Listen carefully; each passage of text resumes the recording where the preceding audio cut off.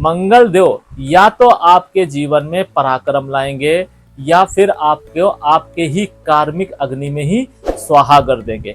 आपको बस इस बात का ध्यान रखना है कि मंगल देव आपके चार्ट में जिस भी स्थान में बैठे हैं उस स्थान से रिलेटेड मंगल कहीं बद होकर तो नहीं बैठे हैं या फिर मंगल देव पीड़ित होकर तो नहीं बैठे हैं। अगर मंगल देव आपके चार्ट में पीड़ित होकर बैठे होंगे, बद होकर बैठे होंगे, तो ये आपके जीवन में विनाशक का ही कार्य करेंगे।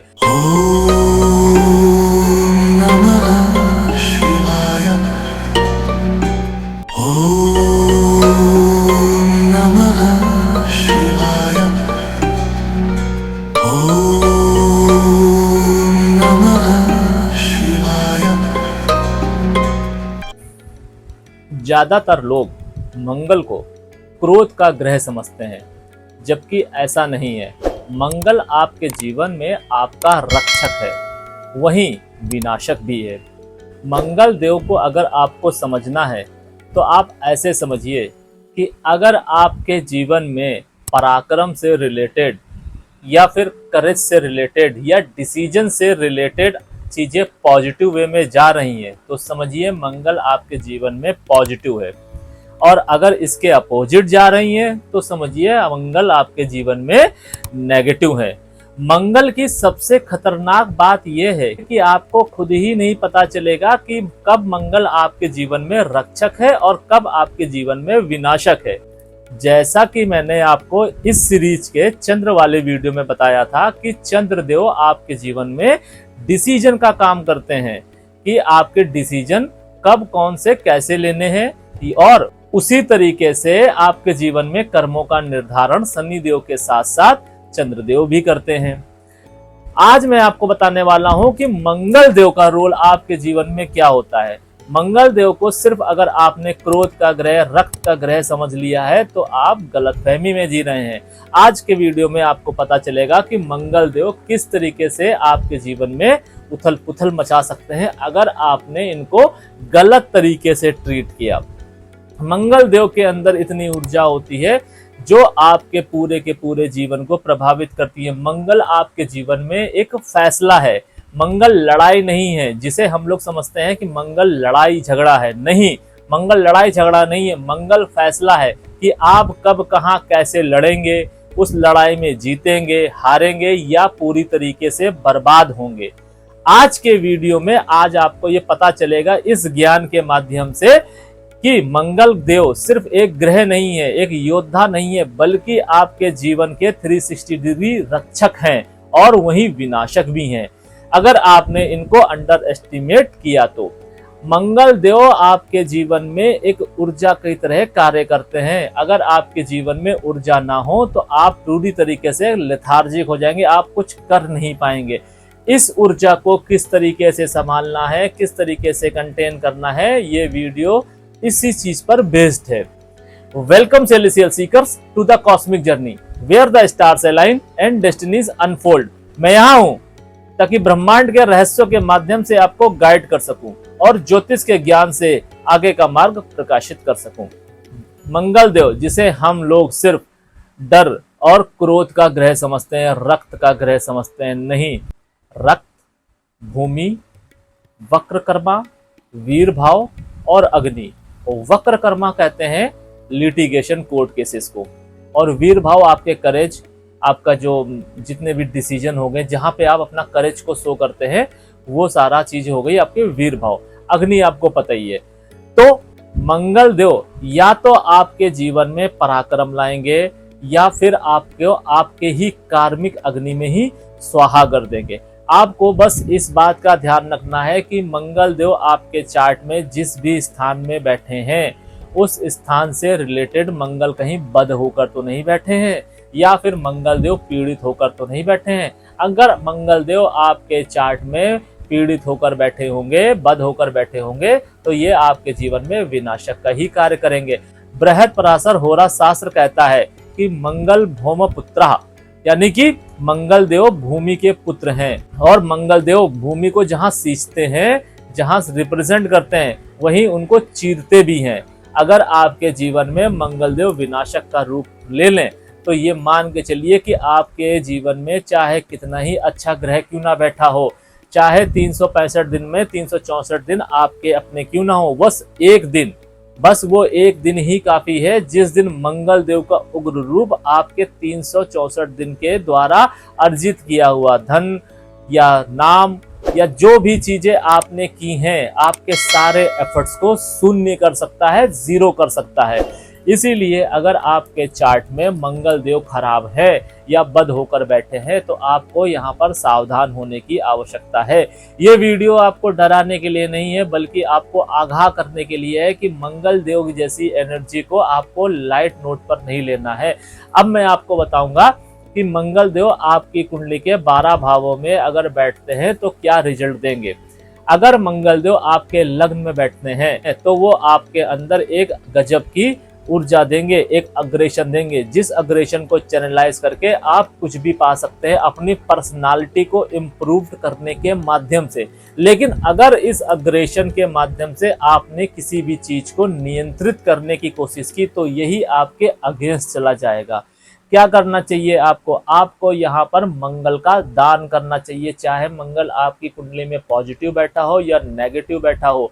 अगर आपके जीवन में आप चीजों को नियंत्रित करने जा रहे हैं तो वो देखिएगा वो आप नियंत्रित नहीं कर पाएंगे। आप 364 दिन नियंत्रित कर लेंगे, लेकिन वो एक दिन जिस समय वो नियंत्रण टूटेगा उसी दिन आपके सारे एफर्ट्स जीरो हो जाएंगे। उसको कायम रखने के लिए आपको मंगल का दान समय समय पर नीडी व्यक्तियों को करते रहना चाहिए। सबसे अच्छा रहेगा कि आप अपने छोटे भाई बहनों को ये दान दीजिए। अगर आप ऐसा करेंगे तो मंगल के पॉजिटिव रिजल्ट आपको मिलेंगे ही मिलेंगे। सेकंड भाव यानी कि धन भाव में जब वो आकर बैठेंगे तो आपको धन के रिसोर्सेस तो अच्छे दिलाएंगे ही दिलाएंगे।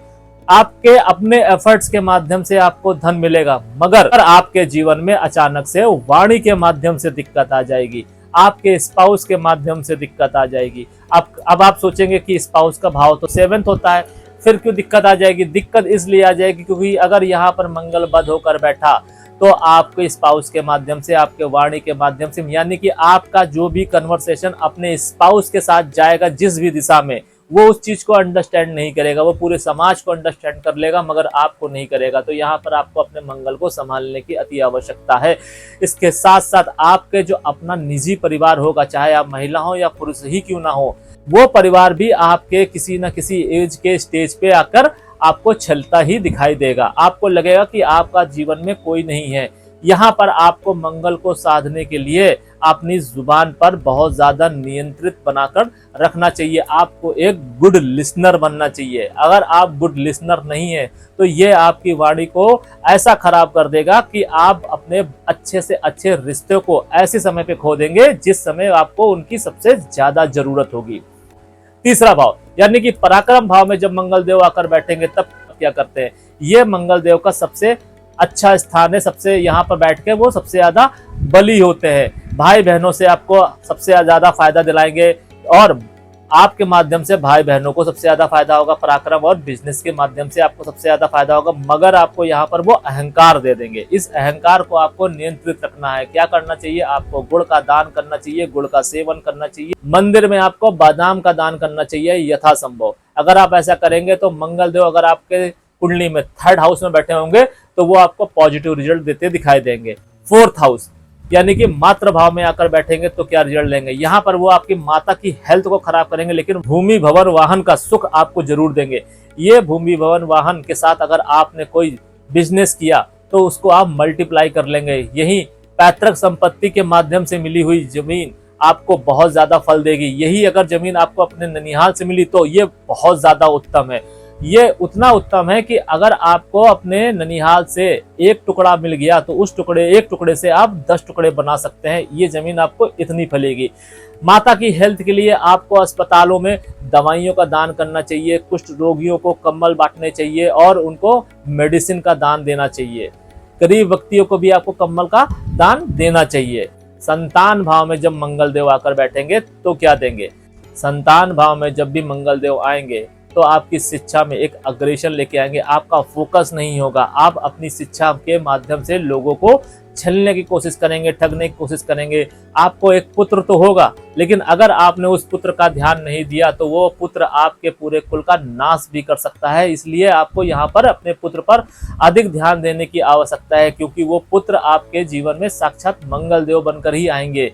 और मंगल देव को अगर आप करेस नहीं देंगे और वो आपके खिलाफ चले गए, आपके कुल के खिलाफ चले गए, तो आपके द्वारा संचित किया हुआ धन नष्ट हो जाएगा। आपकी बाल्यावस्था तो आसानी से व्यतीत होगी, इसके साथ साथ आप जो भी पढ़ाई लिखाई करेंगे, यानी कि आपकी इनिशियल एजुकेशन में आप ठीक करेंगे। आप बहुत अच्छे नहीं होंगे, लेकिन हाँ, आपका स्कोर ठीक ठाक होगा।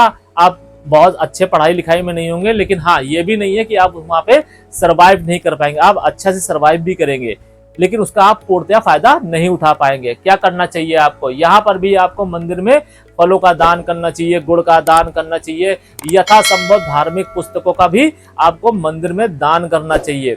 6th हाउस यानी कि रिपु भाव में जब मंगल देव आकर बैठेंगे तो क्या करेंगे? यहाँ पर आपके शत्रुओं का नाश करेंगे। आपके शत्रु जितने भी होंगे, गुप्त शत्रु होंगे या सामने शत्रु होंगे, उनका नाश करेंगे। आपके ऊपर कोर्ट केस हो सकता है, लिटिगेशंस हो सकते हैं, इससे आपको बचने की आवश्यकता है। सबसे इंपॉर्टेंट बात, जो भी व्यक्ति आपके ऊपर एहसान करता है उस व्यक्ति के खिलाफ कभी मत जाना, क्योंकि अगर वो व्यक्ति आपका शत्रु हो गया तो समझ लीजिए कि आपने अपने मंगल को अपने खिलाफ कर लिया। वो व्यक्ति आपके पूरी जिंदगी को बर्बाद कर सकता है या कर सकती है। आपको ये चीज बचने की बहुत आवश्यकता है, इस चीज को आपको अवॉइड करना है।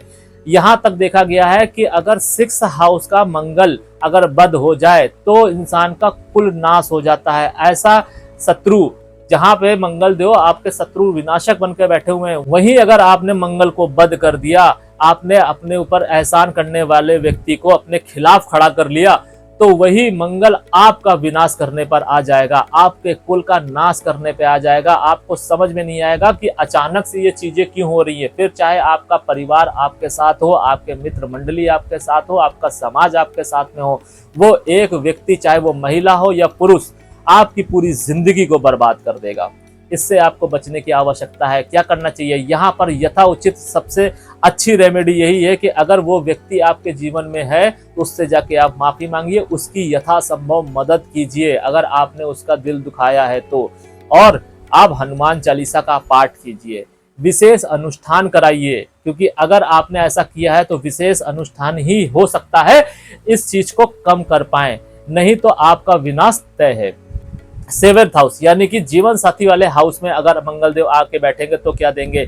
यहाँ पर आपका लाइफ पार्टनर अग्रेशन वाला होगा, गुस्से वाला होगा। जब भी वो क्रोध करे तब आपको शांत रहने की आवश्यकता है, क्योंकि जब भी उसका क्रोध आएगा, चाहे वो सही चीज पर आए या गलत चीज पर आए, वो आपके जीवन को तबाह करेगा ही करेगा। लेकिन अगर उसके क्रोध के आके आपने मौन धारण कर लिया तो यही आपके जीवन में हार्मनी भी लेके आएगा। आपके लाइफ पार्टनर के साथ किया हुआ कोई भी बिजनेस और उसके साथ की गई कोई भी मंत्रणा के माध्यम से लिया गया डिसीजन आपको पॉजिटिव रिजल्ट देता ही दिखाई देगा। रेमेडी, 7th हाउस से अगर आपको नेगेटिव रिजल्ट मिल रहे हैं तब आपको क्या करना चाहिए? यानी कि स्पाउस के माध्यम से या आपके पार्टनर्स के माध्यम से आप चले जा रहे हैं। पार्टनर, अगर आप किसी बाहर वाले से पार्टनरशिप करेंगे तो वो आपको ठगता जरूर दिखाई देगा, आपका लॉस, सडन लॉस जरूर होगा। क्या करना चाहिए आपको? आपको अपने बिजनेस में जितना भी पैसा आप कमा रहे हैं उसका 10% समय समय पर दान करते रहना चाहिए। आप देख लीजिए आपने साल भर में कितना पैसा कमाया, उसका 10% निकालिए और उसको यथा उचित जगह पर दान कीजिए। अपने परिवार में दान कीजिए, अपने आस पड़ोस में दान कीजिए। अगर आप ऐसा करेंगे तो आपकी फैमिली लाइफ अच्छी रहेगी, आपका बिजनेस अच्छा रहेगा। 8th हाउस, अगर 8th हाउस में मंगल देव आकर बैठेंगे तो क्या रिजल्ट देंगे? अगर मंगल देव का ये खुद का घर है तब तो आपको बहुत अच्छा रिजल्ट मिलने वाले हैं। और अगर यहाँ पे मंगल देव का ये खुद का घर नहीं है तो आपके एक्सीडेंट होने के चांसेस हैं, आपको अग्नि से भय होगा, अग्नि से आपको सावधान रहने की आवश्यकता है। आपके ऊपर तंत्र मंत्र हो सकता है, आपको रोड बहुत सावधानी से क्रॉस करनी है, कोई भी चीजें आपको नांगनी नहीं है, स्पेशली नेगेटिव वाली, क्योंकि यहाँ पर चीजें बिल्कुल माइनर से इम्पैक्ट से आपके ऊपर हावी हो सकती है। मेरा इशारा तंत्र और मंत्र की तरफ से जो जितनी भी नेगेटिव एनर्जी है, ऐसे लोगों को नजर भी बहुत जल्दी लगती है। इससे बचने के लिए आपको क्या करना चाहिए? इससे बचने के लिए आपको समय समय पर अपनी माता या बहन से अपनी नजर उतरवाते रहना चाहिए। इसके अलावा आपको गलती से भी मूंगा धारण नहीं करना है, और आप अगर पॉसिबल है तो आप मूंगा का दान कीजिए और गुड़ का दान कीजिए। इसके साथ साथ आप लाल मसूर का जितना अधिक से अधिक सेवन कर सकते हैं वो कीजिए। और आप मंगलवार को चोला चढ़ाइए हनुमान मंदिर में जाकर, लेकिन चांदी का वर्क कदापि मत चढ़ाइएगा। मंगलवार को चोला चढ़ाइए और उनके ऊपर जनेऊ चढ़ाइए। बस अगर आप इतना भी करते रहे तो भी एर्थ हाउस से अगर रिलेटेड आपको नेगेटिव रिजल्ट मिल रहे हैं तो भी वो शांत हो जाएंगे और वो आपको जीवन में हार्मनी देंगे। 9th हाउस, अगर 9th हाउस में आपके मंगल देव आकर बैठेंगे तो क्या देंगे, तो ये आपको एक उच्च लेवल का धार्मिक व्यक्ति बनाएंगे। इस धर्म के माध्यम से आप अच्छा धन कमाएंगे, अपनी संतान को भी अच्छा बना सकते हैं। अगर आपकी संतान बिगड़ी हुई है, ऐसे लोगों में ये भी देखा गया है कि ऐसे लोगों की संतान जो है वो ड्रिंक और मांसाहार बहुत ज्यादा करती है, लेकिन अगर आप अपनी पूजा अपनी धर्म पे सदे रहे तो ऐसे लोगों के जीवन में जो उनकी संतान होती है उसमें अचानक से मिराकल देखने को मिलता है और उनकी संतान के जीवन में भी ऐसी स्थिति आती है कि वो भी धार्मिक हो जाते हैं। और यही धर्म आपके कुल के लिए अच्छा है, आपके लिए अच्छा है, आपकी संतान के लिए अच्छा है। तो अगर आपके जीवन में मंगल देव यहाँ पर बद होकर बैठे हुए हैं या 9th हाउस से रिलेटेड या फिर आपकी हायर एजुकेशन से रिलेटेड आपको गलत रिजल्ट दे रहे हैं या किसी आप बड़े कंपटीशन की तैयारी कर रहे हैं, उस कंडीशन में आपको कॉपी किताबों का दान करना चाहिए यथासंभव। और अपने भाई बहनों को समय समय पर गिफ्ट देता रहना चाहिए। अपने घर के जमाई या आपके घर के जो दामाद हैं, आपके बहनोई साहब हैं, उनको कुछ ना कुछ गिफ्ट देते रहना चाहिए। अगर आप ऐसा करेंगे तो मंगल देव 9th हाउस में पॉजिटिव रिजल्ट देते दिखाई देंगे। 10th हाउस, अगर मंगल देव 10वें स्थान पे आकर बैठेंगे तो ये भी मंगल देव का उच्च का स्थान है। यहाँ पर मंगल देव दिग्बली हो जाते हैं। ऐसा व्यक्ति अगर सेना से रिलेटेड कोई कार्य कर रहा है या फिर मेडिसिन से रिलेटेड कोई काम कर रहा है तो उसको अच्छा धन मिलता है, लेकिन पिता से रिलेटेड दिक्कतों का सामना करना पड़ता है। पिता को बीमारी लग सकती है, कोई भी बड़ी बीमारी लग सकती है या फिर पिता का सुख उसे नहीं मिलेगा, बचपन में ही पिता का सुख उससे हट जाएगा। तो आपको इससे बचने की आवश्यकता है। अगर किसी भी बच्चे के जीवन में मंगल देव 10th हाउस में बैठे हैं तो आपको यहाँ पर विशेष अनुष्ठान कराने की आवश्यकता है। अगर आप विशेष अनुष्ठान कराएंगे तो आपके पिता के जीवन में आने वाली जो दुविधाएं हैं वो दूर होंगी, जिससे आपको फायदा मिलेगा। अगर आपकी कुंडली में मंगल देव 11th हाउस यानी कि लाभ भाव में आकर बैठे हैं तो क्या करेंगे, यहाँ पर वो आपकी डिजायर्स को बहुत ज्यादा प्रबल करेंगे। आपके जीवन में दोस्त बहुत ज्यादा होंगे, लेकिन यहाँ ध्यान रखिए क्या कि मंगल देव के साथ में राहु केतु या शनि की दृष्टि ना पड़ रही हो, ना ही शनि देव बैठे हों, क्योंकि अगर ऐसा हुआ तो आपके जीवन में दोस्त तो होंगे और वहीं यही दोस्त आपको छलते दिखाई देंगे या फिर आप उन दोस्तों को छलते दिखाई देंगे। रिजल्ट क्या होगा, रिजल्ट ये होगा कि आप जिंदगी में कभी सरसब्ज नहीं हो पाएंगे। आप पैसा तो अच्छा कमाएंगे लेकिन वो पैसा कभी आपके काम नहीं आएगा। अगर वो पैसा आपके काम नहीं आएगा तो वही पैसे की वजह से आपके जीवन में दिक्कतें आएंगी, आपके संतान की वजह से दिक्कत आएगी। इसके अलावा आपकी जो लाइफ पार्टनर होगा उसका एक्स्ट्रा मैरिटल अफेयर होने के चांसेस 90% बढ़ जाएंगे। इससे आपको बचने की आवश्यकता है। अगर आपके मंगल के साथ राहु केतु सैटर्न बैठा है तो तब ये होने के चांसेस ज्यादा हैं, अदरवाइज ऐसा नहीं है। और इस कंडीशन में आपको मांस मदिरा का त्याग करना चाहिए। इसके अलावा आपको समय समय पर भंडारे का आयोजन करना चाहिए हनुमान जी के नाम पर। ऐसा अगर आप करेंगे तो 11th हाउस से रिलेटेड आपके जो नेगेटिव रिजल्ट है या मंगल बद होकर यहाँ बैठे हैं तो वो आपको नहीं मिलेंगे, वो कम होंगे। 12th हाउस यानी कि व्यय भाव में जब मंगल देव आकर बैठेंगे तो क्या रिजल्ट देंगे, यहाँ पर आपके वो व्यय बढ़ा देंगे। आपके जीवन में अचानक से सर्जरीज आ जाएंगी, आपके बेड सुखों में कमी लेकर आएंगे, आपके लाइफ पार्टनर के साथ में रिलेशन बहुत ज्यादा अच्छे नहीं रहेंगे, एक सर्टेन टाइम तक अच्छे रहेंगे। आपके जो बेड सुख मिलना चाहिए वो बेड सुख नहीं मिलेगा। वो चाहे आपकी, अगर आप मेल हैं तो आपकी वजह से होगा और अगर आप फीमेल हैं तो आपके लाइफ पार्टनर की वजह से होगा। तो यहाँ पर आपको बेड सुख आपके लाइफ पार्टनर से नहीं मिलेगा, कहीं और से मिलेगा।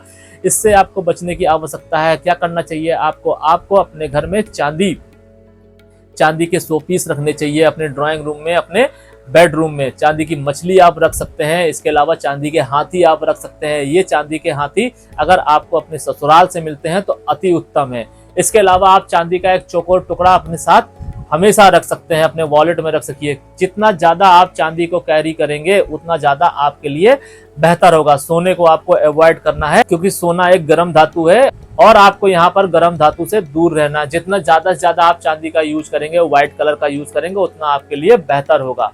तो देखा आपने किस तरीके से लेके लग्न से लेके वैभाव तक मंगल देव हमारी लाइफ को रक्षक और विनाशक के रूप में दिखाई देते हैं।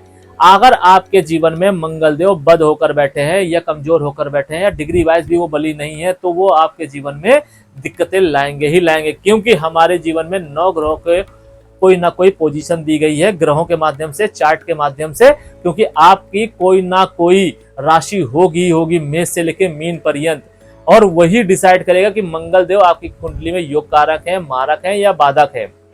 अब योग कारक हैं तो डिग्री वाइज बली है कि नहीं है, बद है कि नहीं है, ये भी देखना अनिवार्य है।